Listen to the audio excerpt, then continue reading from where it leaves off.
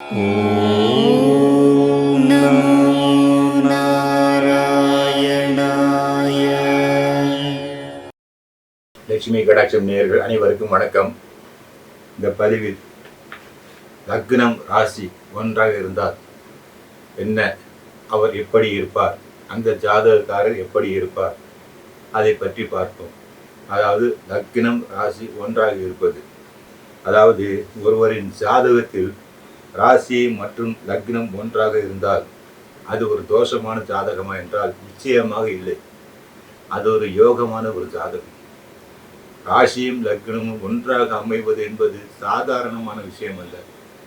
அது ரொம்ப ஒரு சில பேருக்கு தான், லட்சத்தில் ஒரு ஜாதகம் தான் அப்படி வரும். ஏனென்றால் லக்னத்தில் சந்திரன் இருப்பார். ராசி லக்னம் ஒன்றாக இருப்பது என்பது லக்னம், உங்கள் ஜாதகத்தில் லான்னு போட்டிருக்கும், ஒரு கோடு போட்டிருக்கும், அது லக்னம். அந்த லக்னத்தில் சந்திரன் இருப்பார். அப்படி இருக்கும்போது அது ராசி லக்னமும் ஒன்றாக இருக்கிறது என்று அர்த்தம். அதனால் எந்தவித பிரச்சனையும் இல்லை, தோஷமே இல்லை, ஒரு யோக ஜாதகம். அதிலும் அந்த குரு பார்வை கிடைத்தது என்றால் அது மிகவும் யோகம், ராஜயோக ஜாதகம் சொல்லலாம். அந்த அளவுக்கு ஒரு யோகம். சரி, அது ஒரு சில பேருக்கு தான் அந்த மாதிரி ஒரு அமைப்பு வரும். உடலும் உயிரும் இணைந்தது போல் இந்த ஜாதகம். சரி, இவர்கள் எப்படி இருப்பார்கள், இவர்களின் குணம் எப்படி இருக்கும் என்று பார்க்கலாம். அதாவது இவர்கள் எடுத்த காரியத்தில் வெற்றி காண்பார்கள். தாம் எடுத்துக்கொண்ட லட்சியத்தை கண்டிப்பாக அவர்கள் அடைந்து விடுவார்கள். எப்படியும் அந்த காரியத்தை நடத்தி விடுவார்கள். அதாவது செல்ஃப் கான்ஃபிடன்ஸ், தன்னம்பிக்கை மிகுந்தவர்களாக இவர்கள் இருப்பார்கள். லக்னம் ராசி ஒன்றாக இருக்கிறது என்றால் சந்திரன் லக்னத்தில் இருக்கிறார் என்று சொன்னேன். இவர்களிடம் என்னென்றால் இந்த முன்னோர்கள் குணம், அவர்களுடைய முன்னோர்கள் எப்படி இருந்தார்கள், அவர்களுடைய குணம் கூட இவர்களுக்கு நிறைய இருக்கும். மேலும் கணவன் மனைவி அவர்கள் இருவருக்கும் இடையே நல்ல ஒற்றுமை இருக்கும். நல்ல வாழ்க்கை முறை நன்றாக அமைந்திருக்கும். மிகவும் சந்தோஷமாக வாழ்வார்கள். குருவின் பார்வை மட்டும் இருந்ததுன்னா இன்னும் லைஃப்பில் டாப்பில் போயிடுவாங்க. இவங்க சுயநலமே இல்லாமல் பொது நலன் கருதி மட்டுமே வாழ்வார்கள். அதான் சுயநலம் என்பது கொஞ்சம் கூட இருக்காது. தோற்றம் கூட மிக அழகாக இருக்கும்.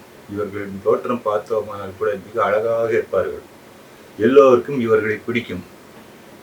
அதாவது ஒரே ராசி ஒரே லக்னம் என்பது என்னென்றால் மேச ராசி மேச லக்னம், ரிஷப ராசி ரிஷப லக்னம் என்று சொல்வார்கள். அதுபோல் கடக ராசி கடக லக்னம் என்று சொல்வது. அதுதான் ராசியும் அதுதான் லக்னமும் அதுதான். ஆக இவர்கள் எல்லாம் வாழ்க்கையில் உச்ச நிலையில் இருப்பார்கள். பொது நலன்தான் மிக முக்கியம். எங்கும் எதற்காகவும் கலங்கவே மாட்டார்கள்.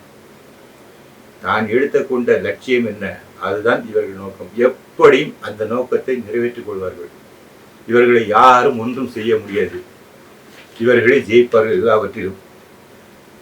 இதுக்கு ரிஷபராசி ரிஷப லக்னம் பகவான் கிருஷ்ணர் உதாரணமும் காட்டலாம் உங்களுக்கு. நல்ல உதாரணம் இதெல்லாம். ஏன்னா பகவான் கிருஷ்ணர் ரிஷப லக்னத்தில் பிறந்தார். ரிஷபராசி ரோஹிணி பிறந்தார். அவர் எப்படி இருந்தார்? மிகவும் அழகாக இருந்தார். அவர்கள் எல்லோருக்கும் பிடிக்கும்.